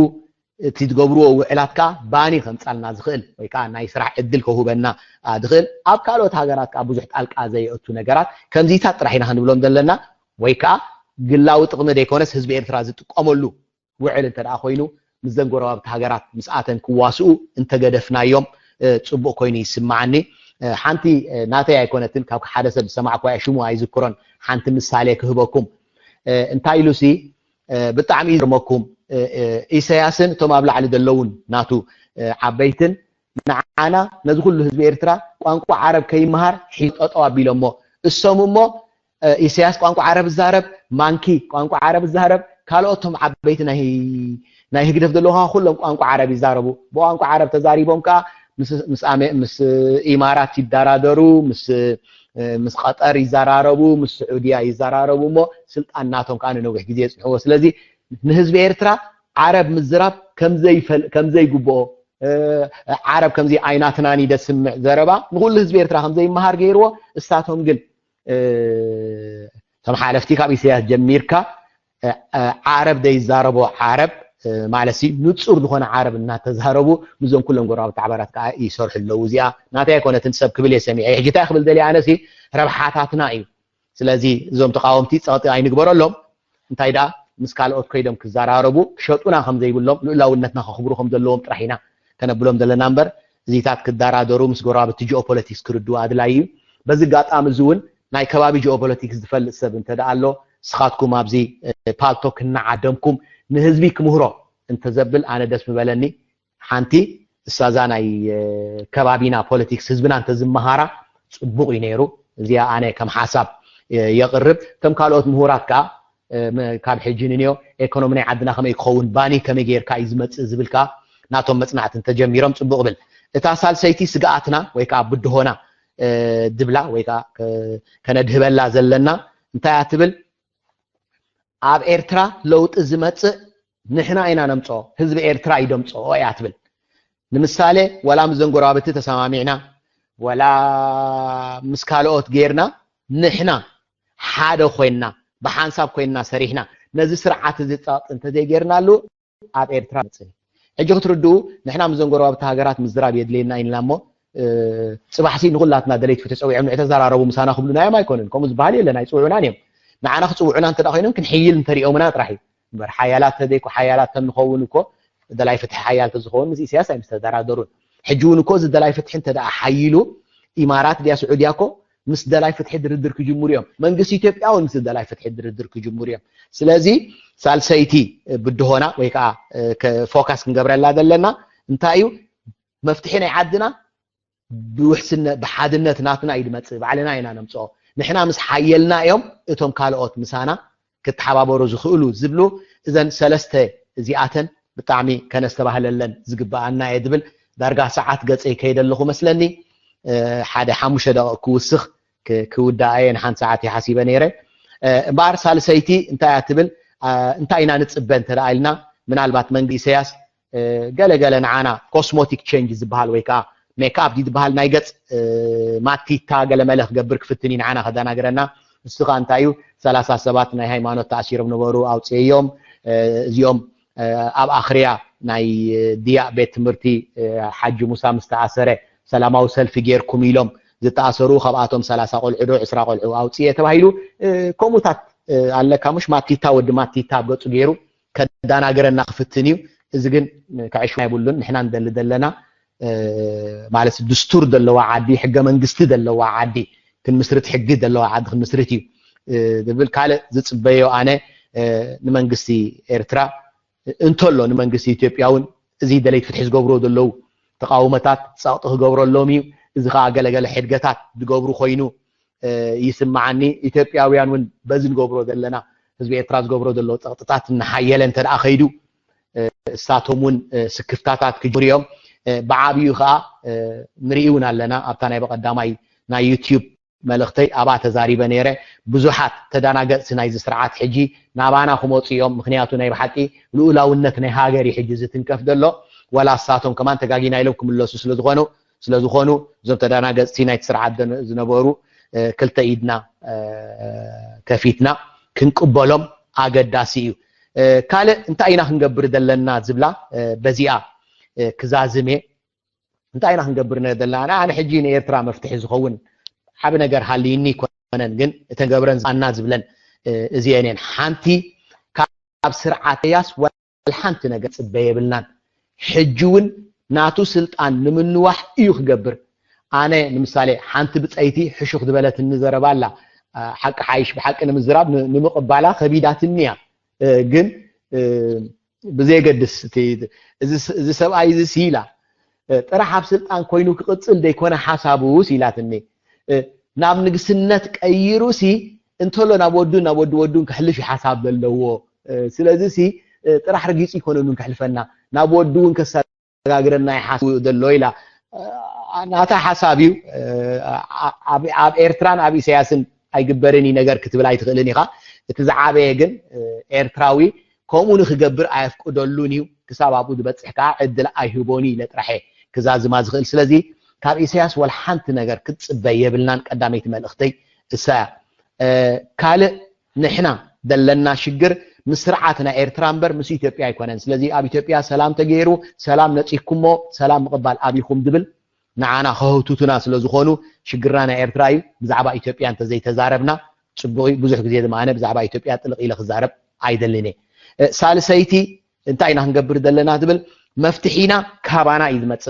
كال اسب كهبنا ايكلني سلام مس ኢትዮጵያ مفتحي ايمصالنا سلام مس امارات مفتحي ايمصالنا سلام مس امريكا مفتحي ايمصالنا ስለዚህ نحنا ኤርትራውያን ባዕልና ኢና መፍትሕና ሃገርና ስለዚህ ታይና هنجبر دلنا انت ዛልካኒ انا ዓብ መፍትሕ ነገር የብለይን ቀላል ግን ታይድብላ ዓቅምና ገምጊምና ንኽእሎ ንግበር ትብልያ ኣነ እንታይ ይኽእል ኣብዛ ሰዓት እዚኣ ምሳሌ ክህበኩም ክንገብራ ንኽእል ነገር እንተ ደኣሎ ኦንላይን ወፂና ዲዩ ኣብ ቪዲዮ ወፂና ዲዩ እዚ ዝግበር ዘሎ ናይ ሰላም ስምምዕ ንዓና ኣይጠቕመናን እዩ እዚ ስርዓት እዚ ክወድኣና እዩ ኣተሓሳስቡ ኢና ንሕና ክንቃወም ዘለና ኢልና ወፂና እንተ ተዛሪብና ካብዚ ዝዓቢ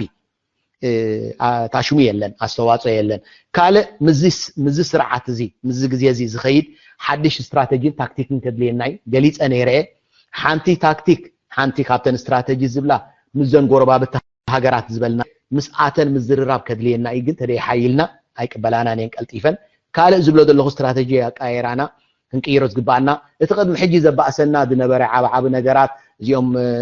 دليت فتحي هي تحارة خمسة تزاريبو تحارة خمسة تقبلن تحارة أبي بلد بالبزح عبدي مسلم معذب صحنا نبرع نجزي السحجي أون زيفنا أبزال الأولى والنتن أبزات قبر دل حجين مزحدش مدرخ مسؤول السماع عينت تاكتيكات أمسينا انت جبرنا تصبق يبل حدا خاب زحدش استراتيجي خنوصل دلنا خا نزوم كاب هقدف نابانا زموت وسبات هانجو فايل كام قبال حدا كاب تخن جبرو زقبانا كال خن جبرو دلنا دبل زتفعل عليه تبغى صوتاتي وسد على نعون التحابر دبل أبز عد زخمس جيروم أبز عد زخمس جيروم نعون التحابر يبلو له وزبال نجارات على نزوم كم زي تبغى صوتات زقبرو دلوها حجزناتنا كنبر كتلهم ناي قدني بحالة حنتي الساعة كل جزية زدق مالا أنا بزح برزفينات لزقبر أبي إرتراويان زدق مالا كل شاب بداينا شجرنا مفتحينا كنا قدلنا مجمريان الدينا دحرين نستنا دحرين حواتنا دك انستيو دحرين دك انستيو نزيئن انت أنا جيرناين قال سنة الحات إرجزيه خودا يزبل حجونا بزخونا مجلس يزبلا حجون ز سلامنا إثيوبيا نحنا شجرنا إسياسي إنا إسياسات حساسبة خمي جرنا نلقسينا نقالس دلنا إلنا ندينا ننقرا نوعالت بيتنا ننقرا نحافتنا ننقرا نقال والنا نتلا ميرنا زما وداتن زما سبوت كده أمو هايت نقرو مني خانتيلكم مني أنا أي نقرو مني خالو السبات نقروهم تدليهم نقروهم أنا قلنا نزين نديهم نوعالت بيتكم نحافتهم نقالكم قال نزين تراي نقروين يدبل مخنياتو 55 مفتحيناتنا زناديتاتنا انستنا دقنا اوالدن احواتنا مخانن ازين انت دا امينن ازين مسام تدا ابيلن عوتنا قلطف مخانو اذن دبلكم دلو دق انسيو يترفدو نقالسنا تحويسنو ازين انكوان تنبيعن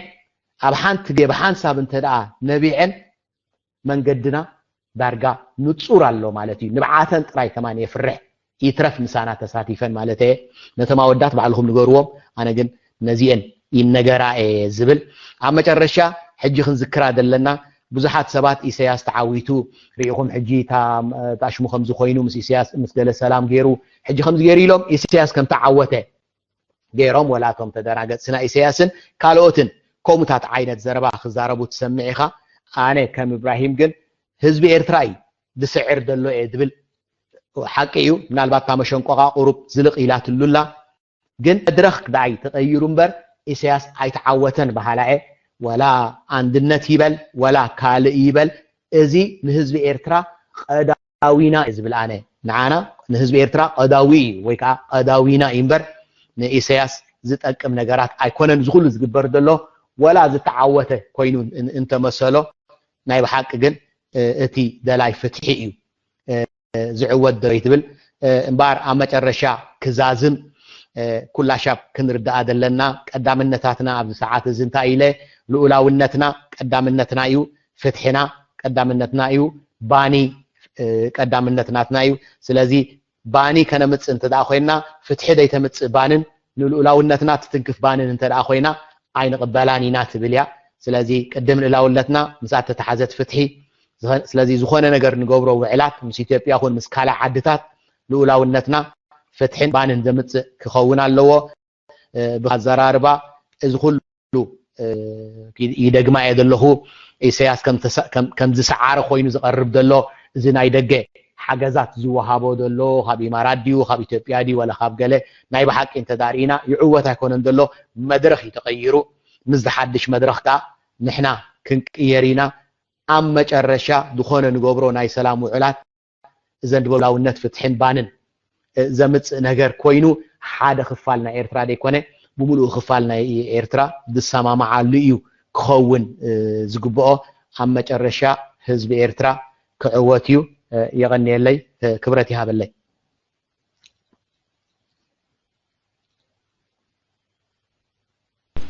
يغني لنا كبرت هابلنا دكتور ابراهيم سراج حجون بتعمي مهار زخونه عبيت نتوتات تلاعب سلازولو اي هوب نزي اب حطون ملسن زياده معبل زياده اب مدبنا يحطون ملسن كيدنا تحتاتلتنا كابتي سمعوا لسان حنا سفح عبيت نتوتات هذا مهار استتات تبعوا المعبايو بحطون ملسن كنقصلينا ابلا علي قبل ريك الله كبر حوي حتى ريتا عبريتا لا تكاونس لاني موست اوف ذا تايم عندن كبا قدمنا بمدب حطون تاونا قبل اوكي ثاني هنا ده عن كنت كمل لنا تعدل قبل go ahead الله I think تزي تغاغلي go ahead سكاي go ahead الله وي الله خدو الله خدو go ahead اوكي كملتكم بتاعهم كم زمانو اتوس الله خدو اتوس انت معاهم نار يكون انت ما حاتتينا